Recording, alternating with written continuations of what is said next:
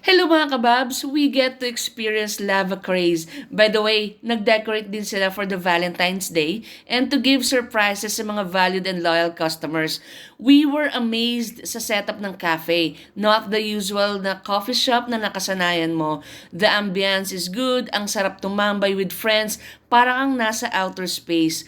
Dito din ang estilo Pinas where you can buy Apple Gadgets products, kaya all-in-one na. Ang daming customers, it's an indication na masarap talaga ang drinks and food dito. We had smoothies and coffee that tasted premium and the flavors blended, lalo na yung blueberry cheesecake smoothie. The carbonara is creamy and al dente, di nakakaumay. I really enjoyed it. Same with the tuna pesto with a little kick of spiciness. Ang sarap talaga.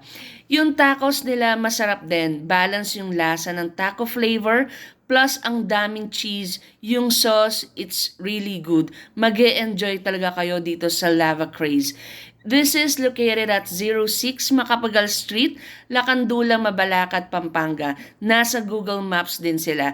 Kaya i-like and follow their page, Lava Craze and Estilo Pinas, para updated ka sa mga pa-surprise nila and events. Yun lang, ka-enjoy!